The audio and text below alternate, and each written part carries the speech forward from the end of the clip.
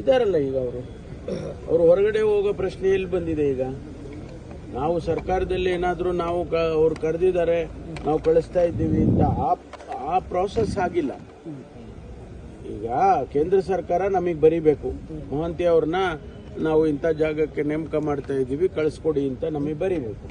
ನಾವು ಕಳಿಸೋದು ಬಿಡೋದು ನಮ್ದು, ಕಳಿಸ್ತೇವೋ ಬಿಡ್ತೇವೋ. ಬಟ್ ಅವ್ರು ಬರದೇ ಇಲ್ಲಲ್ಲ. It is only an empanelment. ಅದಕ್ಕೇನೆ ಬೊಬ್ಬೆ ಹೊಡೆದ್ರೆ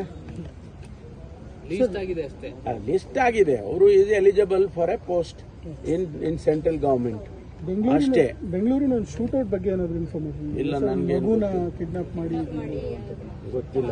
ಯಾವಾಗಾಗಿದೆ ಇನ್ನ ನನಗೆ ಮಾಹಿತಿ ಬಂದಿಲ್ಲ. ಆಲ್ಮಟ್ಟಿ ಡ್ಯಾಮ್ ವಿಚಾರವಾಗಿ ಫಡ್ನವೀಸ್ ಅವರು ಮತ್ತೆ ಕೇಂದ್ರಕ್ಕೆ ಪತ್ರ ಬರೆದಿದ್ದಾರೆ. ಆದ್ರೆ ಆ ಸಮಸ್ಯೆ ಆಗುತ್ತೆ, ಯಾವುದೇ ಕಾರಣಕ್ಕೂ ನೀವು ಗೋಡೆ ಎತ್ತರಿಸೋದಕ್ಕೆ ಅವಕಾಶ ಕೊಡಬೇಡಿ ಅನ್ನೋ ಪದೇ ಪದೇ ಈ ತರದೊಂದಿಷ್ಟು ಆಗ್ತಾ ಇದೆ. ಬಟ್ ಇದು ನಿಮ್ಮ ಮೇನ್ ಪ್ರಾಜೆಕ್ಟ್ ಇಲ್ಲ, ಇದನ್ನ ನಾನು ಉತ್ತರ ಕೊಡೋದಕ್ಕೆ ಸಮರ್ಥನಲ್ಲ. ನೀರಾವರಿ ಸಚಿವರು ಸಮರ್ಥರಿದ್ದಾರೆ, ಅದಕ್ಕೆ ಉತ್ತರ ಕೊಡ್ತಾರೆ. ಆದರೆ ನಮಗೆ ರಾಜ್ಯದ ಹಿತಾಸಕ್ತಿಯನ್ನು ಕಾಪಾಡೋದು ಭಾಳ ಮುಖ್ಯ. ನಾವು ಆಲಮಟ್ಟಿಯನ್ನು ಹೆಚ್ಚು ಮಾಡೋದ್ರಿಂದ ಇನ್ನೊಂದಷ್ಟು ನೀರನ್ನು, ನಮಗೆ ದತ್ತವಾಗಿರ್ತಕ್ಕಂಥ ನೀರನ್ನು ಶೇಖರಣೆ ಮಾಡೋದಕ್ಕೆ ಅನುಕೂಲ ಆಗುತ್ತೆ. ಯಾಕೆಂದರೆ ನಮ್ಮ ಹತ್ರ ಈಗ ರಿಸರ್ವಾಯರ್ಸ್ಗಳೇನಿದ್ದಾವೆ, ಆ ರಿಸರ್ವಾಯರ್ಸು ನಮಗೆ ಸಂಪೂರ್ಣವಾಗಿ ಕೊಟ್ಟಿರ್ತಕ್ಕಂಥ ಕ್ವಾಂಟಿಟಿ ಏನಿದೆ 177 TMC ಅಂತ ಕಾಣಿಸುತ್ತೆ, ಸಬ್ಜೆಕ್ಟೆಡ್ ಟು ಕರೆಕ್ಷನ್. ಆ ನೀರನ್ನು ಹಿಡಿದಿಟ್ಕೊಳ್ಳೋದಕ್ಕೆ ನಮ್ಮ ಹತ್ರ ಹೆಚ್ಚು ರಿಸರ್ವಾಯರ್ಗಳಿಲ್ಲ. ಅದಕ್ಕೆ ಹೆಚ್ಚು ಮಾಡಿದರೆ, ಹೈಟನ್ನು ಹೆಚ್ಚು ಮಾಡಿದರೆ ಇನ್ನಷ್ಟು TMC ನೀರನ್ನು ನಾವು ಶೇಖರಣೆ ಮಾಡಿಕೊಳ್ಬೋದು ಅನ್ನೋ ಒಂದು ನಮ್ಮ ಉದ್ದೇಶ ಇರೋದು. ಅದಕ್ಕೆ ಆ ಹಿತಾಸಕ್ತಿ ಕಾಪಾಡೋದಕ್ಕೆ ಖಂಡಿತವಾಗಿ ನಾವು ಕೇಂದ್ರ ಸರ್ಕಾರಕ್ಕಾಗಲಿ ಬೇರೆ ರಾಜ್ಯಗಳಿಗಾಗಲಿ ನಾವು ಒತ್ತಾಯ ಮಾಡೇ ಮಾಡ್ತೀವಿ.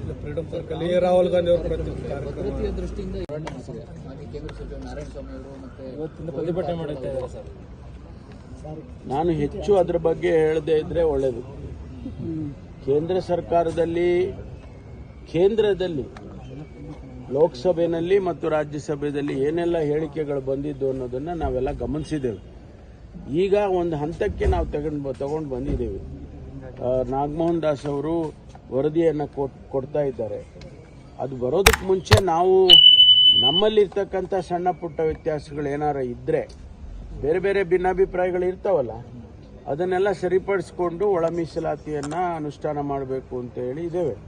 ಅದಕ್ಕಾಗಿ ನಾನು ನಮ್ಮ ಸಮುದಾಯದ ಎಲ್ಲ ಶಾಸಕರನ್ನು, ಕಾಂಗ್ರೆಸ್ ಪಕ್ಷದ ಶಾಸಕರನ್ನು ಕರೆದಿದ್ದೇನೆ. ಯಾಕೆಂದರೆ ಅವರು ಆಡಳಿತ ಪಕ್ಷದಲ್ಲಿದ್ದಾರೆ ಅಂತ ಅವ್ರನ್ನ ಕರೆದಿದ್ದೇನೆ. ನಾಳೆ ಸಾಯಂಕಾಲ ಚರ್ಚೆ ಮಾಡ್ತೀವಿ. ಹಿಂದೆನೂ ಕೂಡ ನಾನು ಒಂದು ಸಭೆ ಮಾಡಿದ್ದೇನೆ. ಮುಂದೆನೂ ಕೂಡ ಜಸ್ಟಿಸ್ ನಾಗಮೋಹನ್ ದಾಸ್ ಅವ್ರನ್ನ ಸಮಿತಿ ಮಾಡೋದಕ್ಕೆ ಮುಂಚೆ ನಾವೊಂದು ಸಭೆ ಕರೆದಿದ್ದೇನೆ. ಅದೇ ನಮ್ಮ ಮನೆಯಲ್ಲಿ ಅಫಿಷಿಯಲ್ ಕ್ವಾರ್ಟರ್ಸ್. ಈಗ ಅದನ್ನು ಮುಂದುವರಿದ ಭಾಗ, ಅದಕ್ಕಾಗಿ ಚರ್ಚೆ ಕರೆದಿದ್ದೇನೆ. ನಾಳೆ ಏನು ಔಟ್ಕಮ್ ಬರುತ್ತೆ ಅದನ್ನು ನಿಮಗೂ ತಿಳಿಸ್ತೀನಿ. ಯಾವುದು ಅದೆಲ್ಲ ಏನು ತೊಂದರೆ ಇಲ್ಲ. ಅದೆಲ್ಲ ಪ್ರೋಟೋಕಾಲ್ ಪ್ರಕಾರ ಏನು ಮಾಡಬೇಕು ಅದೆಲ್ಲ ಮಾಡಿ, ಒಂದು ನೀವು ಹೇಳಿದಾಗೆ ಸ್ಟ್ಯಾಂಡರ್ಡ್ ಆಪರೇಟಿಂಗ್ ಪ್ರೊಸೀಜರ್ ಇರುತ್ತೆ, ಅದರ ಪ್ರಕಾರ ಮಾಡ್ತಾರೆ. Thank you. ಅಲ್ಲ, ಅಲ್ಲಿ ಜಾಗ ಎಷ್ಟಿದೆ ನಿಮಗೆ ಗೊತ್ತಲ್ಲ, ಒಂದು 10-20 ಸಾವಿರ ಜನ ಸೇರಿದ್ರೆ ಹೆಚ್ಚು. ಅದರಿಂದ ನಾವು ಹಿಂದೆ ಎಲ್ಲ ಮಾಡಿದ್ದೀವಲ್ಲ, ಸಾಕಷ್ಟು ಕಾರ್ಯಕ್ರಮಗಳನ್ನು ಅಲ್ಲಿ ನಾವು ಮಾಡಿದ್ದೇವೆ, ವಿರೋಧ ಪಕ್ಷದವ್ರು ಮಾಡಿದ್ದಾರೆ, ಬೇರೆ ಬೇರೆ ಸಂಘ ಸಂಸ್ಥೆಗಳು ಮಾಡಿದ್ದಾರೆ. ಅದೇನು ಹೊಸದೇನಲ್ಲ, ರೆಗ್ಯುಲೇಟ್ ಮಾಡೋದಕ್ಕೆ ನಮಗೇನು ತೊಂದರೆ ಇಲ್ಲ. ಮತ್ತಷ್ಟು ಸುದ್ದಿಗಳಿಗಾಗಿ ನೋಡ್ತಾ ಇರಿ ಪಬ್ಲಿಕ್ ನ್ಯೂಸ್ 24x7. ಇದು ಸತ್ಯದ ಧ್ವನಿ.